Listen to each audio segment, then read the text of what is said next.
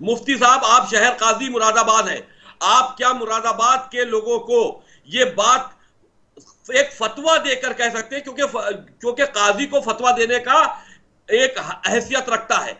आप फतवा देकर यह बात कह सकते हैं कि मुरादाबाद के मुसलमान खैरात और ज़कात किसी भी गैर मुसलमानों को दे सकते हैं?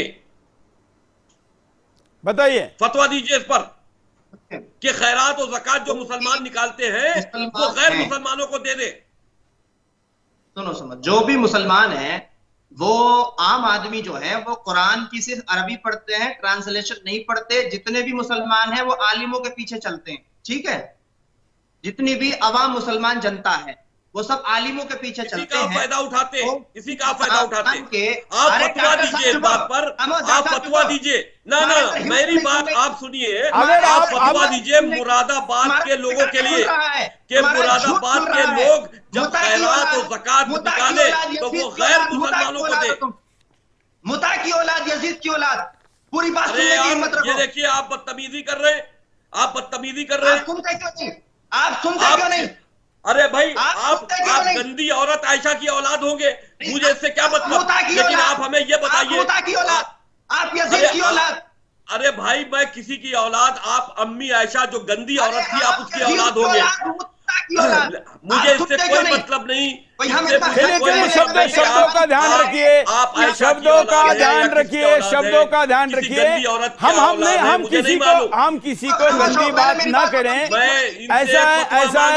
ऐसा जुबैर गजाली जी, फतवा मांग रहा हूँ, एक मिनट जुबैर, एक मिनट साहब, एक फतवा दे कि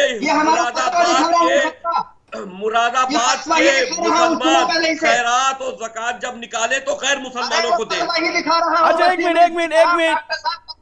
अच्छा, आप दोनों रुकिए। एक तो थोड़ा शब्दों का ध्यान रखिए, दूसरा आप गजाली जी, आपने खुद इस्लामी पद्धति से गाली दी है।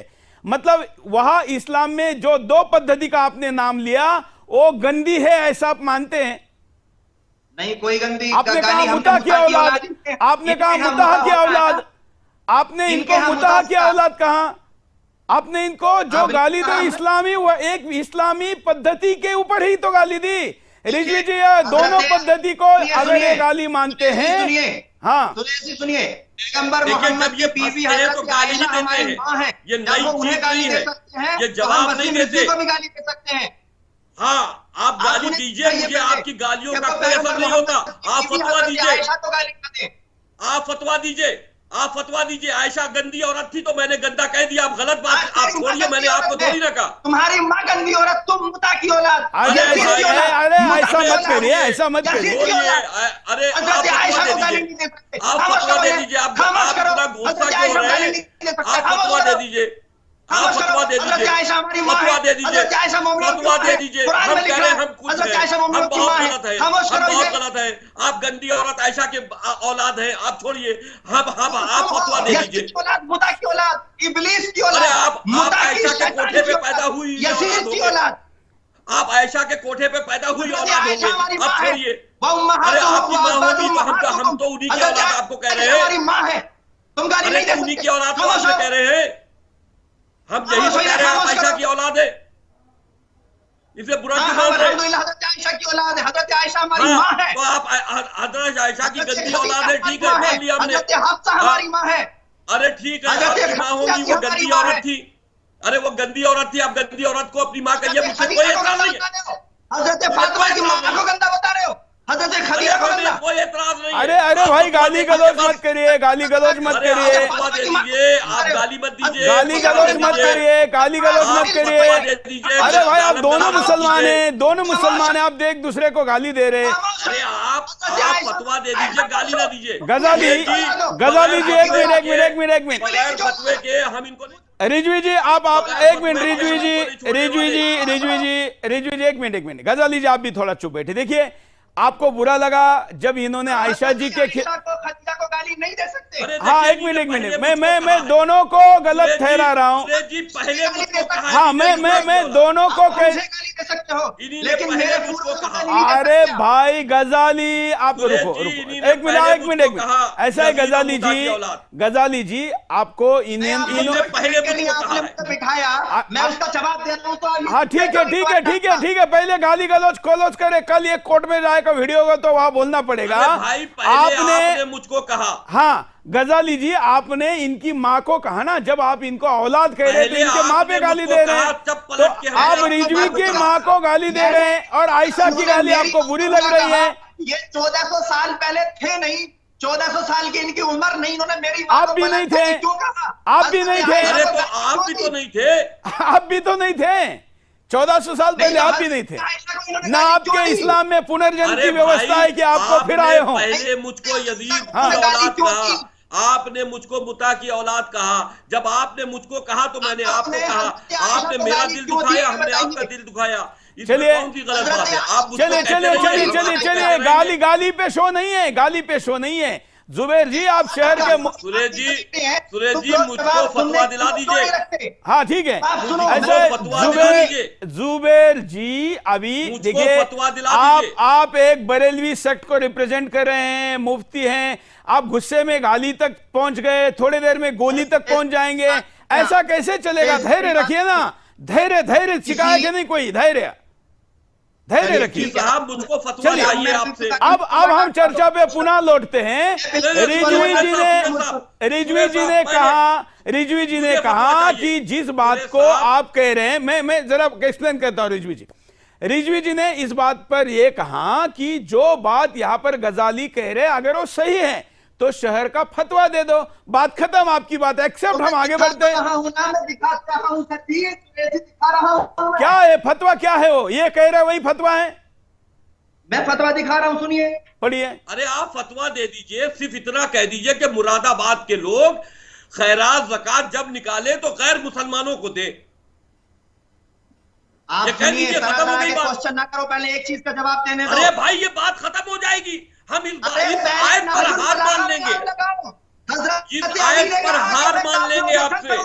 नहजुल बलागा में आग लगाओ पहले। इस आयत से हम हार मानने को तैयार चलिए हैं। चलिए, अब आप लोग हम दोनों अपनी- को थोड़ा ठंडा करते हैं, तब तक महेंद्र अरे पाल भाई, आर्य जी मैं- जो बात यहाँ मैं पर ये ठंडा लोग हूँ। कह रहे हैं, या खास करके गजाली जी का जो जवाब है, ये खैरात और ज़कात सिर्फ ठीक है मुसलमानों अब को आप देंगे। दोनों थोड़ा कूल डाउन हुए, तब तक मैं महेंद्र पाल आर्य जी के पास चलता हूं। जो बात यहाँ पर गजाली जी कह रहे हैं, आप उससे सहमत है क्या? नहीं, बिल्कुल सहमत नहीं है। ये तो इनकी आला हजरात ने खुद मना किया है। इनकी किताब में है कि एक काफिर है और कोई मुसलमान उसको मरने से उसको बोले कि बैकुंठवासी है, वो भी काफिर हो जाएगा। ये इनकी किताब, ये मेरे पास एक खजाना मौजूद है, मैं प्रिंट निकाला उसको। दिखाई जरा फुल स्क्रीन दिखाइए, क्या क्या कह रहे हैं आप? मलफूजात आला हजरात, मलफूजात आला हजरात, ये इनकी किताब है। बहार शरीयत इनकी किताब है। ये तो किसी गैर मुस्लिम को अगर वो काफिर है, कोई मुसलमान उसको अगर काफिर ना माने, वो भी काफिर हो जाएगा। उसको मरने के बाद अगर उसके शव को देख करके कहे कि ये बैकुंठवासी है, तो वो भी काफिर हो जाएगा। ये तो इनकी किताब मौजूद है यहाँ पर, पहली बात। दूसरी बात ये है कि अगर ये खैरात देने की बात जहां तक है, इस मौलाना साहब से, मुफ्ती साहब से पूछिए कि मुसलमान मर जाने पर इन्ना लिल्लाहि व इन्ना इलैहि राजिऊन कहते हैं आप, सुरेश चौहान के मरने पर इन्ना लिल्लाहि व इन्ना इलैहि राजिऊन कहोगे या फी नार जहन्नम खालिदीन फीहा कहोगे? जरा यही बताएं। सुनिए,